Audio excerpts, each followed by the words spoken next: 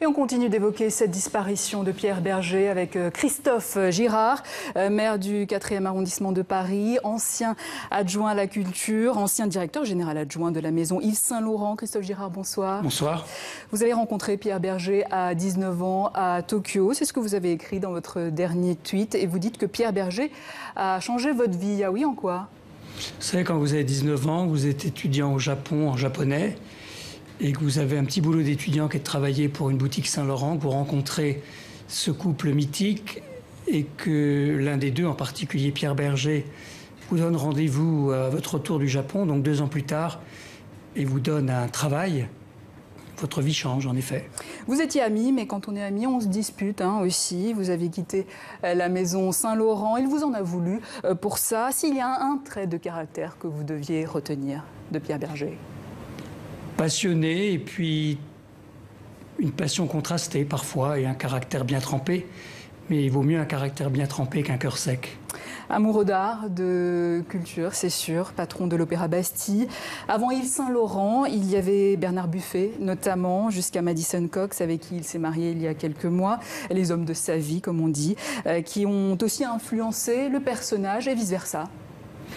Oui, puis il était, je pense, un homme à plusieurs vies, finalement.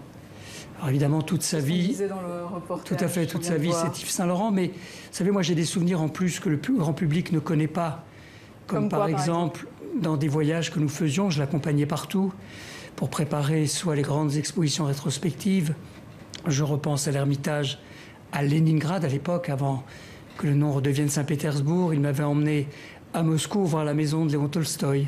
On avait passé un après-midi entier, il m'expliquait à la fois les textes et ce que la maison pouvait révéler. La maison d'un écrivain pouvait en effet recéler. Mais je repense aussi à quelque chose de très puissant lorsque l'Institut Weizmann d'Israël est venu le voir pour lui dire: on travaille sur un projet de vaccin pour le sida, on croit qu'il y a une bonne piste. Il a tout de suite accepté de financer ces essais. C'est un combat, la lutte contre le sida, c'est un combat que vous partagez. Oui, bien sûr, parce que nos amis communs et les autres mouraient les uns après les autres et que c'était une tragédie quotidienne. Et puis Pierre Berger considérait que ses moyens, l'argent qu'il avait, tout cet argent qu'il avait, ça n'était pas pour l'avoir dans une banque, mais c'était pour en faire quelque chose d'utile à la fois pour les artistes, à la fois pour les autres, et particulièrement les combats contre l'obscurantisme, contre la bêtise, pour l'éducation. Il a fait beaucoup de choses dans beaucoup de domaines. Mais voilà, il avait ce caractère très entier, donc ça veut dire des passions, mais aussi des ennemis.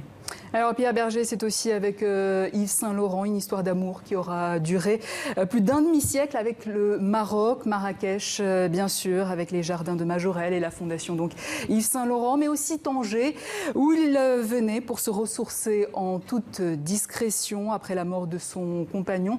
Pierre Berger s'était d'ailleurs investi pour sauver une librairie mythique de la ville. Reportage Maud Ninov.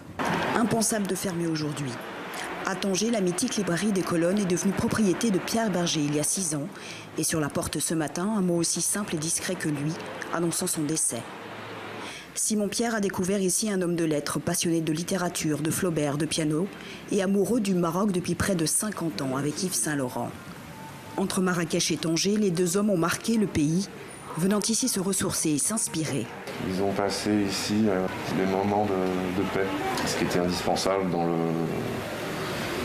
l'urgence de leur profession à tous les deux. C'était le Maroc et Tanger en particulier a vraiment été un endroit de recueillement. Avec Tanger, il y avait ce rapport particulier, cette espèce de petit paradis, une espèce d'île déserte où il était probablement plus tranquille qu'à Marrakech ou à Paris.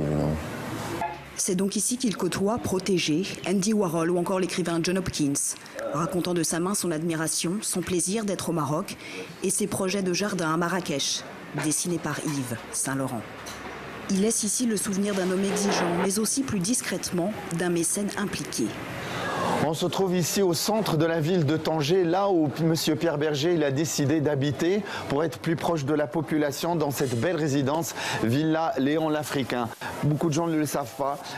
Il était engagé pour la lutte contre le sida et grâce à sa fondation, la LCS Tanger Marrakech, avec une hiba, une dotation annuelle, il nous aidait à accompagner les malades du sida.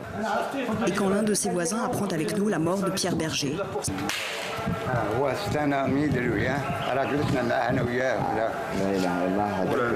c'est quelqu'un qui a fait du bien à ce quartier, c'est quelqu'un qui quand même fait travailler pas mal de gens avec lui, la villa, c'est quelqu'un qui aimait les Marocains. Oui. Pierre Berger vient de mourir à l'âge de 86 ans. Ses cendres seront dispersées à Marrakech, auprès d'Yves Saint-Laurent. Voilà, Pierre Berger, l'homme engagé, homme de gauche également. Il était devenu l'un des meilleurs amis de François Mitterrand, mais ça n'a pas toujours été le cas. Hein.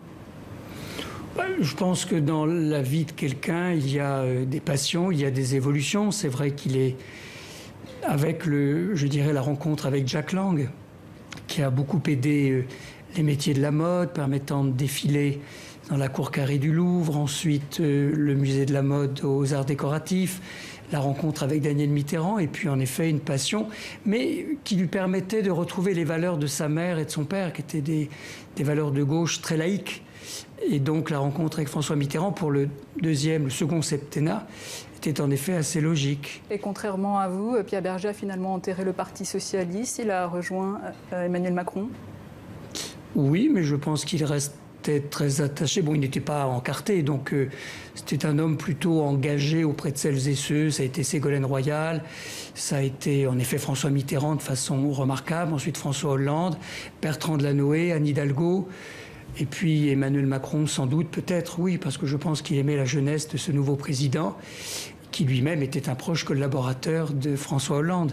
Pierre Berger engagé également sur le droit des homosexuels. Et oui, et d'ailleurs le reportage sur Tanger est très intéressant parce que, au-delà des malades du sida, l'exemple de ce couple et de cet homosexuel d'un certain âge, un homme de 86 ans, qui affirme tranquillement sa vie depuis longtemps, dans un pays où il ne fait pas toujours bon être homosexuel. On le sait, récemment, il y a eu des arrestations, il y a eu parfois même des violences et des actes homophobes. Donc je pense que par sa liberté et par son assurance et par sa générosité, il a permis à beaucoup de jeunes Marocains, ou moins jeunes d'ailleurs sans doute, et femmes marocaines homosexuelles de pouvoir sans doute se défendre.